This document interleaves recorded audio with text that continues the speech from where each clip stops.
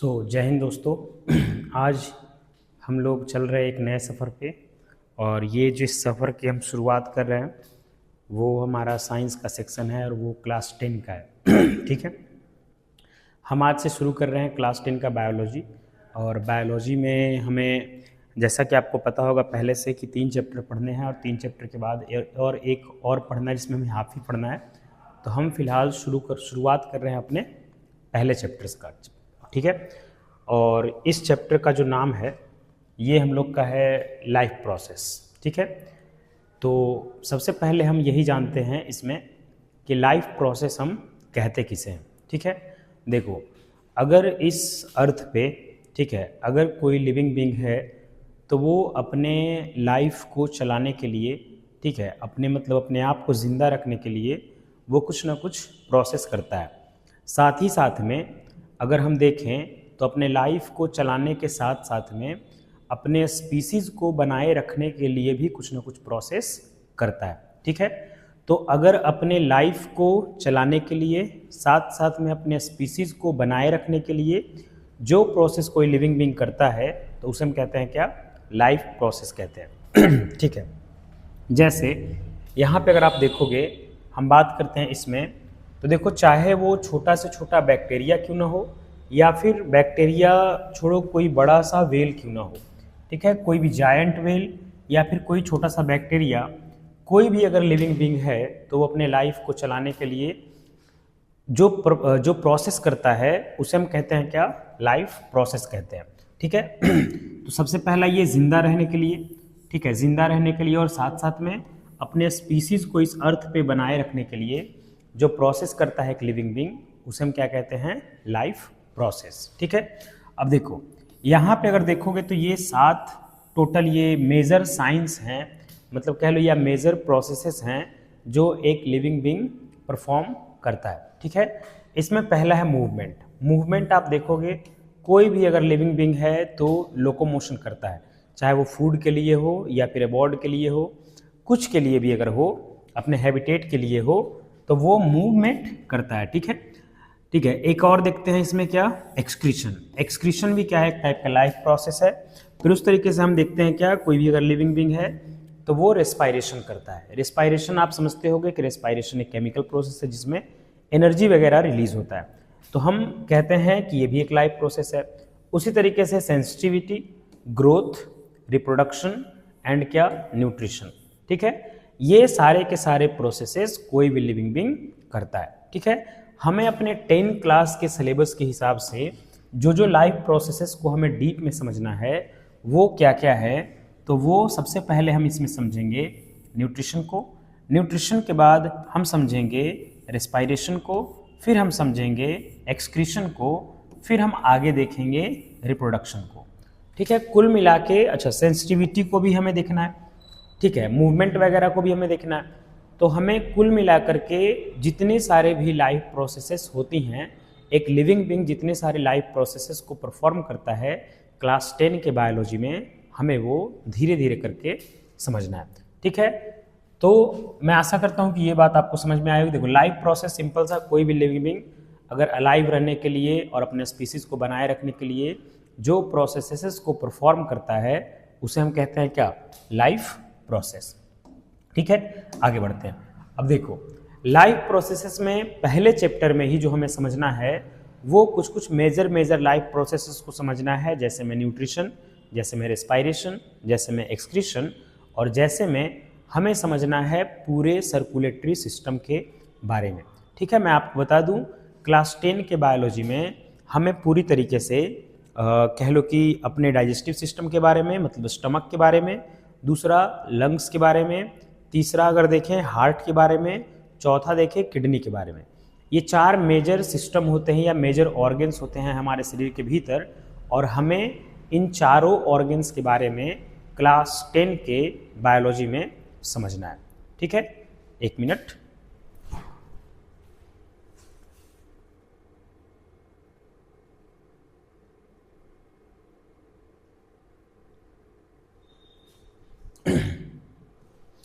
चलो देखो, तो हम इसमें क्या बता रहे थे, वही कि हमें जो मेजर ऑर्गन्स हैं हमारे बॉडी के उन्हें हमें समझना है। और हम शुरुआत करेंगे सबसे पहले अपने स्टमक से, या कह लो किसी भी लिविंग बीइंग में जो न्यूट्रिशन होता है, कैसे उसे न्यूट्रिशन मिलता है, कैसे उसे एनर्जी मिलता है, कैसे वो फूड एक्वायर करता है, सबसे पहले हम इस चीज़ को समझेंगे। ठीक है, सबसे पहला बात देखो न्यूट्रिशन क्या होता है। जैसे अगर आपसे पूछा जाए व्हाट इज़ न्यूट्रिशन, न्यूट्रिशन क्या होता है, तो आप कहोगे देखो न्यूट्रिशन क्या होता है, एक ऐसा प्रोसेस जिसमें कोई भी लिविंग बीइंग फूड ऑब्टेन करता है, और जो फूड ऑब्टेन करता है उसका यूटिलाइजेशन वो करता है अपने आप को ज़िंदा रखने के लिए, या कह लो कि एनर्जी, ग्रोथ और अपने आप को हेल्दी रखने के लिए। जो वो जिस फूड के एनर्जी को यूटिलाइज करता है उस पूरे प्रोसेस को कहते हैं क्या, न्यूट्रिशन। कुल मिला के बात ये कि न्यूट्रिशन कह लो कि कोई भी लिविंग बीइंग अपना फूड एक्वायर करता है, मतलब फूड ऑब्टेन करता है, और जिस फूड से एनर्जी मिलता है, उस फूड से जो एनर्जी मिलता है उसका यूटिलाइजेशन करता है अपने ग्रोथ में, अपने बॉडी रिपेयर में, ठीक है, रिप्रोडक्शन में, और कह लो कि अपने आप को हेल्दी रखने में। तो ये सब जितने सारे भी कह लो कि पूरा ये है, इस चीज़ को हम क्या कहते हैं, न्यूट्रिशन कहते हैं। ठीक है, अब अगर हम देखें न्यूट्रिशन के अगर कैटेगरी को देखें, टाइप्स को देखें, दो टाइप के न्यूट्रिशन हमें जानने हैं। सबसे पहला ऑटोट्रॉपिक न्यूट्रिशन, दूसरा क्या, हेटेरोट्रॉपिक न्यूट्रिशन। आपको पता होगा, आपने बचपन में भी पढ़ा होगा, ऑटोट्रॉपिक न्यूट्रिशन का मतलब क्या होता है। ऑटोट्रॉपिक न्यूट्रिशन का मतलब क्या कि कोई भी लिविंग बीइंग अगर फूड के लिए किसी और पर डिपेंडेंट अगर नहीं है, वो फूड के लिए क्या कर रहा है, वो बेसिक मटेरियल्स का यूज़ करके अगर वो फूड प्रिपेयर कर ले रहा है, तो हम उसे कहते हैं क्या, ऑटोट्रॉपिक न्यूट्रिशन।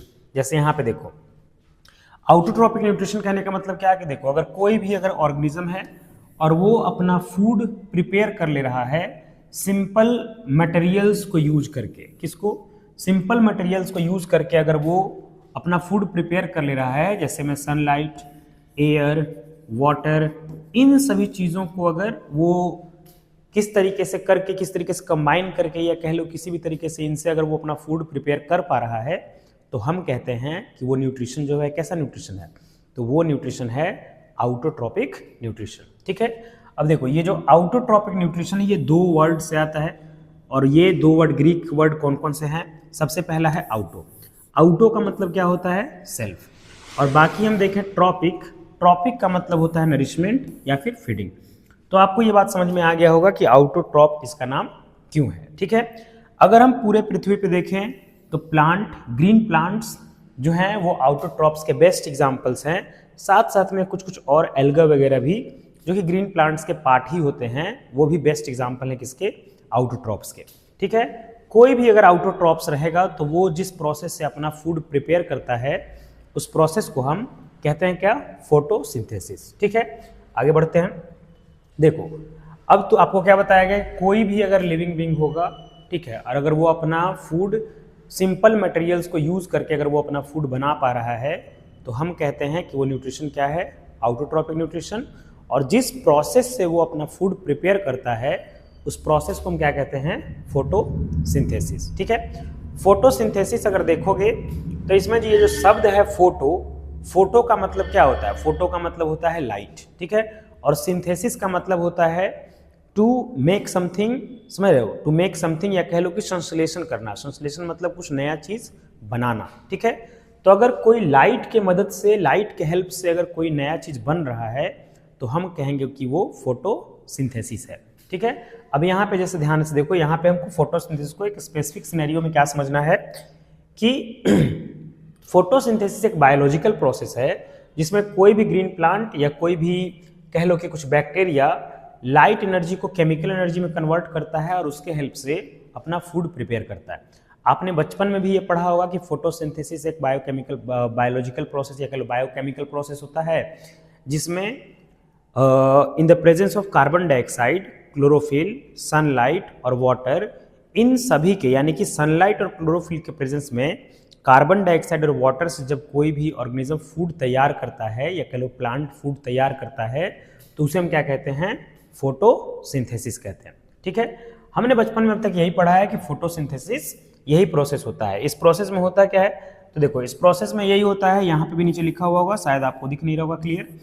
यहाँ पे होता क्या है कि देखो CO2 और H2O के हेल्प से, CO2 और H2O के हेल्प से अगर सनलाइट, क्या सनलाइट और क्लोरोफिल के प्रेजेंस में अगर फूड प्रिपेयर होता है C6H12O6, ये ग्लूकोज है, अगर ये प्रिपेयर होता है तो हम कहते हैं कि ये प्रोसेस है क्या, फोटोसिंथेसिस। ठीक है, बचपन में भी हमने ये पढ़ा है।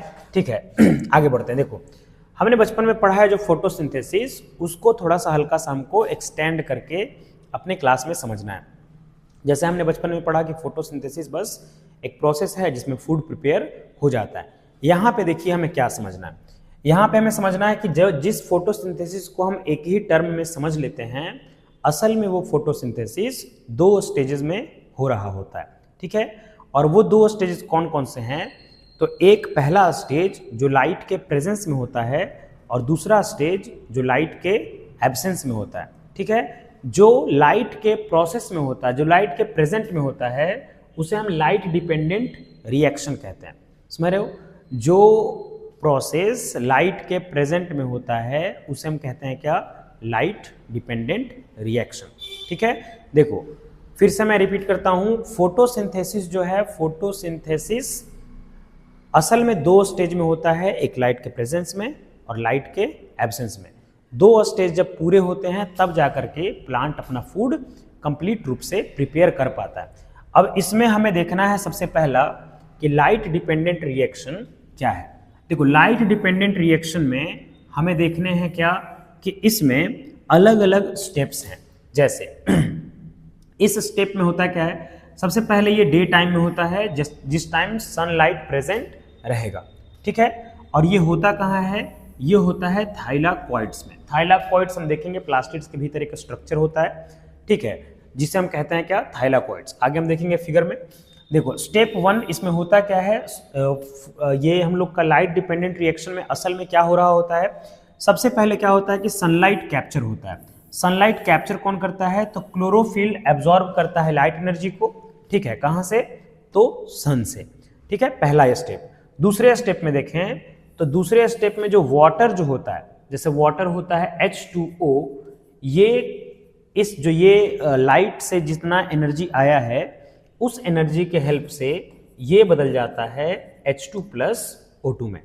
यानी कि ध्यान से बात को समझो, सबसे पहले हमने देखा कि लाइट एनर्जी एब्जॉर्ब होगा, लाइट एनर्जी के एब्जॉर्ब होने के बाद क्या होगा कि H2O जो होगा वो H2+O2 में टूट जाएगा। ठीक है, आगे देखते हैं। देखो तो ये हो गया हम लोग का लाइट का पार्ट। आगे लाइट के पार्ट में ही स्टेप 3 में क्या होता है कि अब देखो, जैसे आपको बतलाया गया कि सबसे पहले सनलाइट एब्जॉर्ब होगा, सनलाइट के हेल्प से क्या होगा कि H2O ब्रेक डाउन कर जाएगा किसमें, H2+O2 में। अब ये जो H2 है ये रिलीज हो जाएगा कहाँ, एटमॉस्फेयर में। ठीक है, ये एटमॉस्फेयर में रिलीज हो जाएगा और बाकी हम देखेंगे कि अब जो ये H2 बच गया ये अब रहेगा वहीं पे और ये पार्टिसिपेट करेगा आगे के रिएक्शन में। ठीक है, यहां से देखो एनर्जी क्रिएशन, यहीं पे सनलाइट से जो एनर्जी एब्जॉर्ब किया गया है उस एनर्जी में कुछ एनर्जी बचा के रख लिया जाएगा जो आगे के रिएक्शन में यूज होगा। ठीक है, तो ये सबसे पहला हम लोग का हो गया क्या, इसको कहते हैं light dependent reaction. Light dependent reaction में मेजरली 2 ही काम कह लो कि होता है। सबसे पहला कि सनलाइट से एनर्जी आया, दूसरा क्या, तो वाटर का जो मॉलिक्यूल है वो H2+O2 में कन्वर्ट हो गया। ये दोनों बातें आपको याद रखनी है। इसके बाद हम आते हैं अब जो रिएक्शन जिसमें लाइट का कोई भी रोल नहीं है। तो जिसमें लाइट का कोई भी रोल नहीं है वो है स्टेज 2 और इसे हम कहते हैं लाइट इंडिपेंडेंट रिएक्शन। पहला हम लोग का क्या था, पहला हम लोग का था लाइट डिपेंडेंट रिएक्शन और अब हम लोग के पास क्या है, ये है लाइट इंडिपेंडेंट रिएक्शन। इसमें क्या होता है, देखो इस स्टेज में सनलाइट इन्वॉल्व नहीं रहता है। ठीक है, तो ये तब भी हो सकता है जब सनलाइट नहीं है, मतलब सनशाइन नहीं कर रहा है। ठीक है, और ये कहाँ पे होता है, तो ये होता है स्ट्रोमा में। याद करो वो कहाँ हो रहा था, तो वो हो रहा था थाइलाकॉइड्स में, जबकि ये वाला प्रोसेस कहाँ हो रहा है, ये हो रहा है स्ट्रोमा में। थाइलाकॉइड्स क्या होता है, स्ट्रोमा क्या होता है, अभी हम फिगर देखेंगे तो हम समझ जाएंगे। ठीक है, अब देखो इसमें क्या होता है कि सबसे पहला स्ट्रोमेटा के हेल्प से कार्बन डाइऑक्साइड इनटेक किया जाता है। ठीक, जैसे ही कार्बन डाइऑक्साइड आया तो कार्बन डाइऑक्साइड, याद करो कि पहले हमने जो एनर्जी वहां पे बचा के रखा था और जो हाइड्रोजन रिलीज हुआ था, वो हाइड्रोजन और कार्बन मिल करके ही यहाँ पे बनाता है क्या, तो यहाँ पे ग्लूकोज बनाता है। ठीक है, तो देखोगे कि सबसे पहला ये स्टेज 2 में क्या है, स्टेज 2 में है सबसे पहला कार्बन डाइऑक्साइड एब्जॉर्ब होगा और जिस एटीपी को हमने स्टेज फर्स्ट में बचा करके रखा था, जिस एनर्जी को हमने स्टेज फर्स्ट में बचा के रखा था, वो एनर्जी सेकेंड स्टेज में जो लाइट इंडिपेंडेंट रिएक्शन है वहां पे यूटिलाइज होता है और कार्बन डाइऑक्साइड और हाइड्रोजन का मॉलिक्यूल मिल करके फॉर्मेशन करता है किस चीज का, ग्लूकोज का। तो ये 2 स्टेजेस होते हैं किसके, फोटोसिंथेसिस के, जिसमें पहले में होता है लाइट डिपेंडेंट, मतलब पहले को हम कहते हैं लाइट डिपेंडेंट जो कि लाइट के प्रेजेंस में होता है, और दूसरे को हम कहते हैं लाइट इंडिपेंडेंट जो कि लाइट के एब्सेंस में होता है। ठीक है, आगे बढ़ते हैं। अब देखो पहले ये आप देख लो, यहाँ पे ये क्लोरोप्लास्ट का स्ट्रक्चर है। इस क्लोरोप्लास्ट के स्ट्रक्चर में मैं देख लूँ पहले, चलो ठीक है, देखो ये क्लोरोप्लास्ट का स्ट्रक्चर है और इसमें अगर आप देखो तो ये जो आपको दिख रहे हैं ये क्वाइंस लाइक जो स्ट्रक्चर दिख रहे हैं, इन क्वाइंस लाइक स्ट्रक्चर को हम कहते हैं क्या, तो यही जो इन क्वाइंस लाइक स्ट्रक्चर को हम कहते हैं ग्रैनम। ठीक है, इन क्वाइंस लाइक स्ट्रक्चर को हम ग्रैनम कहते हैं। अगर एक रहेगा तो ग्रैनम कहलाएगा, अगर एक से ज्यादा रहेगा तो ग्रैना कहलाएगा, और जब ऐसे बहुत सारे रहेंगे तो ये कहलाते हैं क्या, यही स्ट्रक्चर्स कहलाते हैं थाइलाकॉइड्स। ठीक है, ये जो आपको स्ट्रक्चर दिख रहा है, ये क्वाइंस लाइक स्ट्रक्चर जो एक के ऊपर स्टैक करके है, यही कहलाता है क्या चीज, थाइलाकॉइड्स। और जो लाइट रिएक्शन होता है हम लोग का, लाइट रिएक्शन वो होता है कहाँ, तो वो इस थाइलाकॉइड्स में होता है। जबकि अगर हम देखें कि थाइलाकॉइड्स के अलावा जो ये स्पेसेस बच रहे हैं, ये जो खाली जगह बच रहे हैं, इनको हम कहते हैं क्या, तो इनको कहते हैं स्ट्रोमा। खाली जगह जो बच रहे हैं उनको क्या कहते हैं, स्ट्रोमा। लाइट डिपेंडेंट रिएक्शन होता है थाइलाकॉइड्स में, जबकि लाइट इंडिपेंडेंट रिएक्शन कहाँ होता है, स्ट्रोमा में। ठीक है, तो ये बातें आपको याद रखनी है। ये पूरा का पूरा क्लोरोप्लास्ट का स्ट्रक्चर है। हमें इसमें दो तीन नाम याद रखना पड़ता है, जैसे में कि थाइलाकॉइड्स कहाँ पे होगा, जैसे में स्ट्रोमा क्या है, जैसे में ग्रैनम क्या है, और इसमें कुछ छोटे छोटे स्ट्रक्चर्स हैं जैसे में राइबोसोम्स, क्लोरोप्लास्ट, डीएनए, ये सब। हमें इसमें मेनली 2-3 नेम्स को याद रखना होता है। जैसे में एक स्ट्रक्चर रहेगा तो इसे हम ग्रैनम कहेंगे, बहुत सारे स्टैक्स हो जाएंगे तो इसे हम थाइलाकॉइड्स कहेंगे। अगर हम आगे बढ़ें तो देखो जो खाली स्पेस है इसे हम क्या कहेंगे, स्ट्रोमा कहेंगे। ठीक है, ये सबसे आउटर लेयर हो गया, ये इनर लेयर हो गया। तो ये कुछ बेसिक से आपको ये बातें याद रखनी है। फिगर आगे भी आएगा तो हम लोग इसे फिर से देख लेंगे। ठीक है, अब आते हैं, देखो ये पूरा का पूरा स्ट्रक्चर है किस चीज का, क्लोरोप्लास्ट का। ठीक, अब देखो यहाँ पे चूंकि फोटोसिंथेसिस के प्रोसेस में स्टोमेटा जो है वो एक बहुत बड़ा रोल प्ले करता है, इस वजह से हमें थोड़ा बहुत स्टोमेटा को भी देख करके चलना पड़ता है। देखो ये है स्टोमेटा का ये पूरा का पूरा स्ट्रक्चर, और इसमें देखोगे कि स्टोमेटा जो होता है, जो ये पोर होता है, इसी को हम कहते हैं क्या, स्टोमेटा कहते हैं। और ये जो सेल्स है, इन सेल्स को हम कहते हैं क्या, ये जो सेल है, इन सेल्स को हम कहते हैं क्या, गार्ड सेल्स। और ये जो गार्ड सेल्स होते हैं ये वाटर के रेगुलेशन पे काम करते हैं। ठीक, जैसे इस वाले स्ट्रक्चर में देखोगे कि वाटर इधर से एंटर कर रहा है। ठीक, अगर वाटर एंटर करता है तो ये स्टोमेटा क्या होता है, खुल जाता है। मतलब वाटर जैसे ही एंटर करेगा तो ये फूलने लगेंगे, और फूलने की वजह से जो ये स्टोमेटल पोर्स है ये वाला, ये क्या होता है, खुल जाता है। लेकिन जैसे ही वाटर इन सेल्स में से रिलीज होता है, रिलीज होने की वजह से ये फिर पिचक जाते हैं, श्रिंक कर जाते हैं, और श्रिंक करने की वजह से जो स्टोमेटल पोर है वो फिर क्या हो जाता है, बंद हो जाता है। तो ये गार्ड सेल्स ऐसे वर्क करते हैं। ठीक, एग्जाम में आता है ये कि आप दिखलाइए ओपन स्टोमेटल पोर्स और क्लोज स्टोमेटल पोर, और आपको फिर उसमें बतलाना है क्या कि स्टोमेटा खुल क्यों रहा है और बंद क्यों हो रहा है। तो उम्मीद है कि ये बात भी आपको समझ में आ गई होगी। आगे बढ़ते हैं। ठीक है, अब देखो ये तो हमने देखा क्या, आउटोट्रॉपिक न्यूट्रिशन।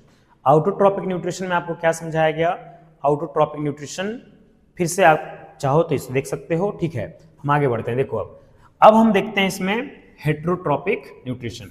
अब देखो फिर से यही शब्द है हेट्रो। हेट्रो का मतलब क्या होता है, अदर्स। जैसे देखो हेट्रो का मतलब क्या होता है, अदर्स, और फिर से ट्रॉपिक का मतलब क्या होता है, नरिशमेंट।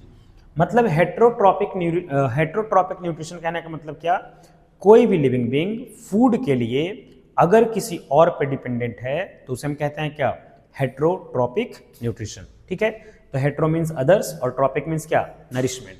तो हेट्रोट्रॉपिक न्यूट्रिशन एक ऐसा मोड ऑफ न्यूट्रिशन होता है जिसमें ऑर्गेनिज्म जो है अपना फूड खुद से नहीं बना सकता है, वो डिपेंड रहता है किसी और ऑर्गेनिज्म पे अपने सर्वाइवल के लिए, तो उसे कहते हैं क्या, हेट्रोट्रॉपिक न्यूट्रिशन।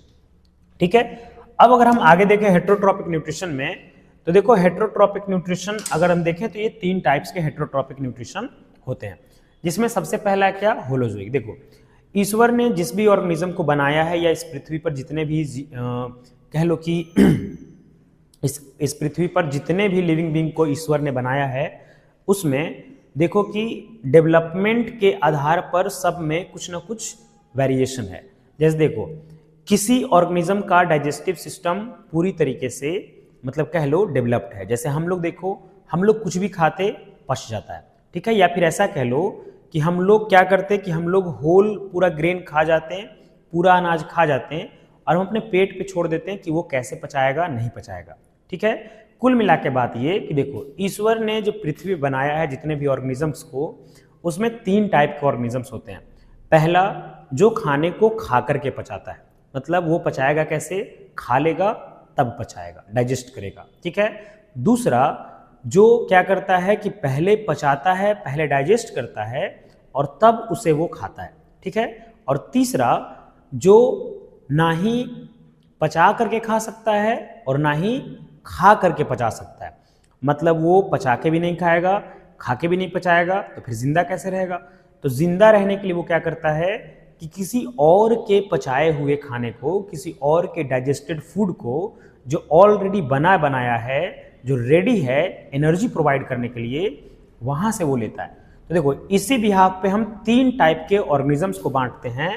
पहला हम जिसे कहते हैं होलोजोइक न्यूट्रिशन। देखो होलोजोइक न्यूट्रिशन का मतलब क्या होता है, होलोजोइक न्यूट्रिशन कहने का मतलब कि एक ऐसा लिविंग बीइंग जो फूड को इनटेक कर ले और तब उसके बाद डाइजेस्ट करे।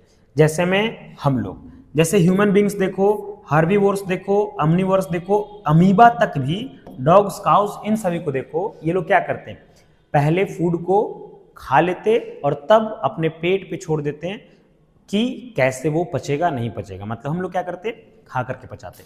दूसरा क्या है, दूसरा जिसको हम कहते हैं सेप्रोट्रॉपिक। देखो सेप्रोट्रॉपिक क्या है कि ये क्या करता है कि फूड को पहले डाइजेस्ट करता है और तब उसको वो खाता है। ऐसा कह लो कि इनमें इनका डाइजेस्टिव सिस्टम, या खुद ये सोचो कि ये माइक्रो ऑर्गेनिजम्स होते हैं, इनके पास डाइजेस्टिव सिस्टम उतना स्ट्रांग नहीं है कि होल ग्रेन को ये खा जाए, होल फूड खा जाए उसके बाद पचाए। इनको बहुत छोटे छोटे एकदम कह लो कि न्यूट्रिएंट्स का रिक्वायरमेंट होता है, और इस वजह से पहले ये खाने को सड़ाते गलाते हैं, इनफैक्ट कह लो कि ये पहले बाहर पचाते हैं और तब उसके बाद जब न्यूट्रिएंट्स सिंपलर फॉर्म में कन्वर्ट हो जाता है तब वो इसे क्या कर लेते हैं, इनटेक कर लेते हैं। ठीक, तीसरा हम लोग के पास क्या है, पैरासिटिक। देखो पैरासिटिक क्या होता है, पैरासिटिक कहने का मतलब कि इसके पास ना ही खा करके पचाने का क्षमता है और ना ही पचा करके खाने का क्षमता है। तो ये क्या करेगा, ये किसी और का फूड जो है वो एक्वायर करेगा। बस में आता है, जैसे आपको दिखेंगे कई सारे लोग ना किसी को कुछ देंगे, ठीक है, मतलब किसी को कुछ देंगे नहीं, लेकिन जब लेने को कहो तो वो ले लेंगे। अगर कई सारे ऐसे लोग होंगे अगर जिनको कहोगे कि तुम की ये काम कर दो मैं तुम्हें ये दूंगा, तो वो वैसा नहीं करेगा, वो चाहेगा क्या कि मुझे बस फ्री का किसी न किसी तरीके से मिल जाए। ठीक है, तो ये है फ्री के पाने वाले और इन्हें कहते हैं क्या, पैरासाइटिक। ठीक है, ये कई बार गाली के जैसा भी इस्तेमाल किया जाता है, समझ रहे हो, ये मैं बताता हूँ कैसे कि गाली के जैसा इस्तेमाल किया जाता है। फिलहाल 3 तरीके के न्यूट्रिशन, होलोजोइक, सेप्रोट्रॉफिक और क्या चीज, पैरासिटिक। एक जो खाने को खा के पचाता, एक जो खाने को पहले पचा लेता तब खाता, और एक में जिसमें ना पचा के खाने का शक्ति है और ना ही खा के पचाने का शक्ति है।